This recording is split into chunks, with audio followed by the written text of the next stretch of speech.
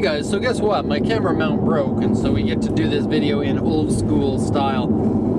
You'll notice that probably, well, some of you guys that have been around since the beginning know that my first video, we just put the camera onto the dashboard. And that's exactly what we're doing now, camera on the dashboard. Actually, I think there were about four or five videos that the camera was like that. And then we got a suction cup, and it went right there, and then it broke. The clip on it, or the part where you kind of adjust the position of the camera, that broke, and so the only camera position is floppy style, and it's it'll make everything look upside down if I try to use it. So we've got camera on the dashboard, which will probably pick up a lot of the sound of the road or whatever. So turn right, and you get the navigation right next to it. Okay. Alex T says, I hate to ask this question, I hope it will never happen, but what are the safety nets in case something happens to you? For example, you get really sick or even worse. How would you ensure that everybody gets their money and or their cars?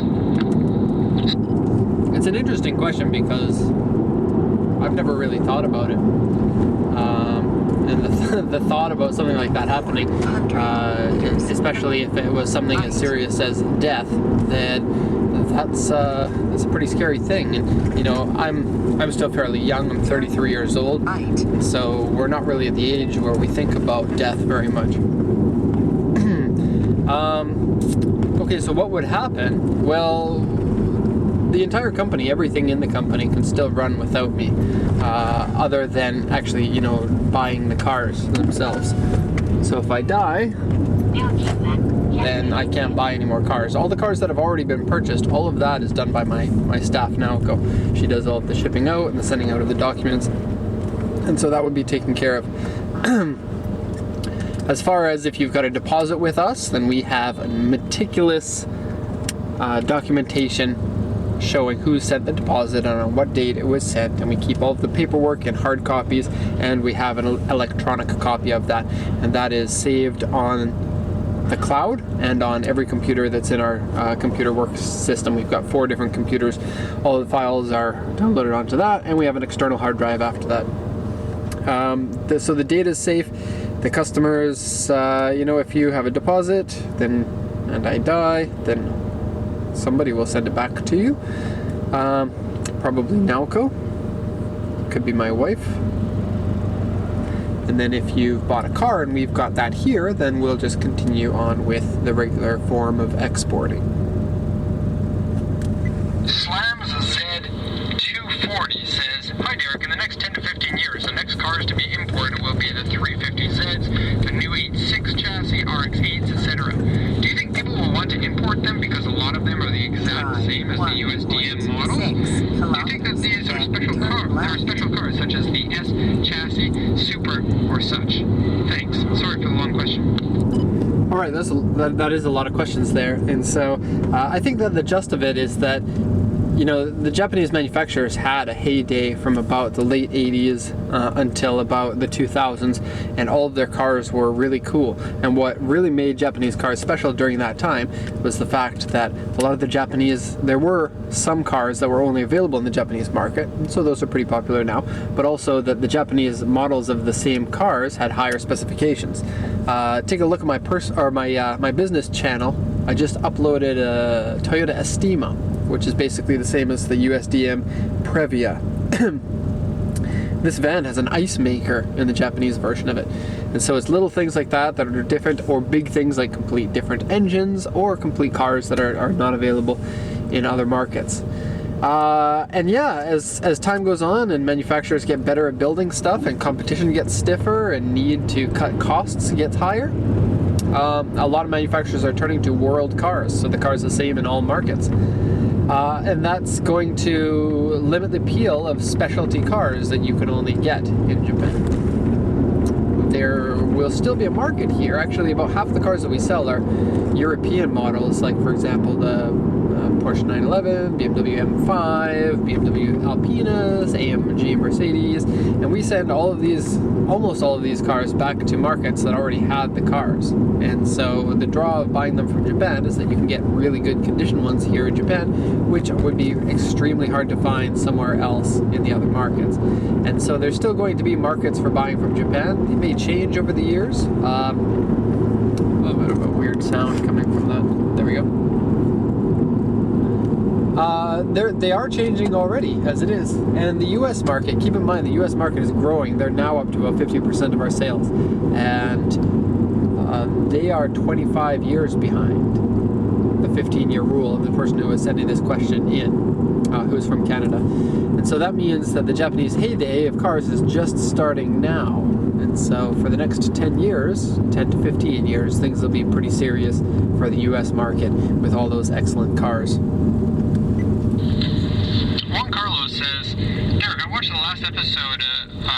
episode of Initial D Fourth Stage. I was curious about the Evo 6. I've seen a website in Canada that imports cars from Japan selling a few Evo 6s with anywhere from $12,000 to $15,000 Canadian.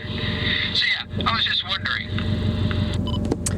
Yeah, so Initial D Fourth Stage is pretty good. I haven't watched it in a while, and when I watched it, I didn't know Japanese very well at that time.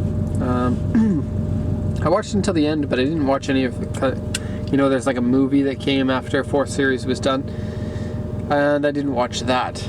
I guess I got too busy and haven't even thought about it. I don't really watch movies these days, just because I'm out either working or with my family, or watching family movies if I do watch movies.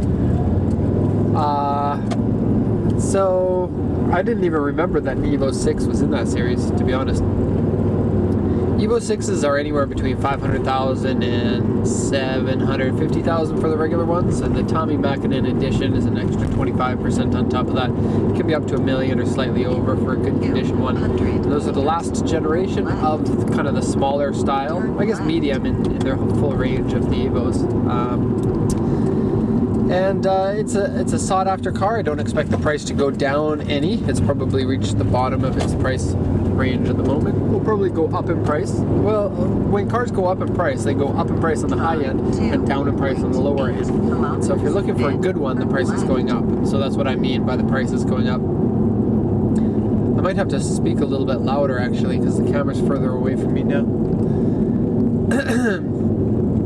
In terms of landed in Canada, I would say that if you're wanting an Evo 6 landed in Canada, then expect to pay somewhere between $10,000 and $12,000. The import dealers that you were talking about, sorry, getting distracted. There's a Toyota Crown here that has wheels tucked in so far into the wheel well that you can only see, like, you can't see this much of the rim.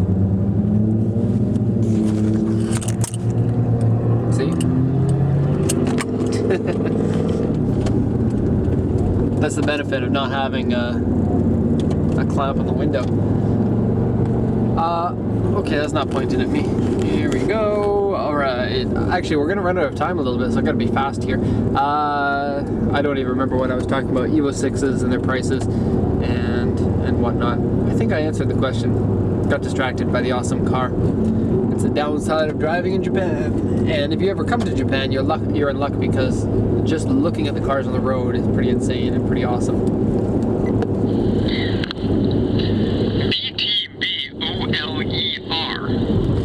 BTBOLER says, hey Derek, what's your opinion on the 1997 Toyota Soarer with 1JZ and manual transmission? And what price do they go for in a good to perfect condition? The Soarer, that's the JZS30? That might be the chassis number. I don't know.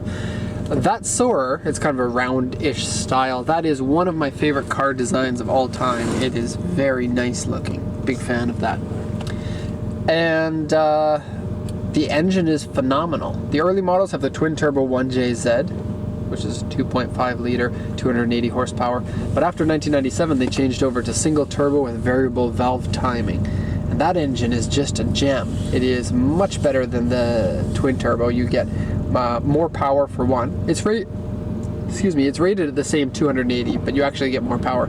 It's got more torque, and the torque is way lower, like an extra 1500 or 2000 RPM lower in the RPM band for its max torque. So very cool. The car's really heavy, long, low, comfortable, really heavy doors. And the doors, interestingly, the doors have double hinges on them, and so when you open the doors, they actually come out a little bit at the same time as they open, and so I think it's a really cool design. Oh, that guy's not letting me in. Not cool. Oh well. I really like the cars. The long wheelbase makes them comfortable on the road. They look really great modified. They're super reliable. They are one of my favorite cars. The only downside is that they're really big, so you have to like big cars, and if you do, they're a perfect car for you. Red Highjet says, random question, how do you properly pronounce Stadia? Okay, I just said there, it's pronounced Stadia. I mean, that's how I pronounce it. The Japanese pronunciation would be Suteja. So Suteja would be the Japanese way to say it. And for some of the Japanese words that I say, I'll change them into kind of a little bit easier to say just for me, so that it doesn't sound so weird, because when you're speaking in English and you say a Japanese word, it sounds a little bit strange if you speak it in a Japanese pronunciation. Like in English we say Tokyo. In Japanese you would say Tokyo. So, you know, if you say I went to Tokyo, it sounds really weird. And so the same thing goes to Japanese parts. One of my favorites is bride seats. In Japanese it's called buride, which sounds really stupid to me. Final question from Bobby Disher. Hi Derek, I was wondering about the Toyota Hilux trucks and their prices and condition. I was looking on the auction listings and not seeing any previously sold pricing. Okay, that's the final question. The Toyota Hilux trucks are a little bit of a tricky one. Their prices are really expensive because they are a little bit unique in the industry, and they've got a lot of things going for them. They're very popular in a lot of countries, and especially third world countries, it's very important to get the same kind of vehicle as many other people have, because parts are really limited for all types of vehicles, and because there are, you know, that engine and that chassis is ubiquitous over there with so many vehicles having them, parts are available, and that's a big thing for people in many markets. And so because of the extremely high demand, and because of the you know, Top Gear talking about how you can't kill those trucks by, you know, putting it onto a roof of a building that's collapsing, putting it under seawater for a day. They did a whole bunch of other stuff. Turn right. It's got a lot of demand, and there's good reason for that. They're generally really reliable. The chassis is okay. I mean, it's a lightweight frame.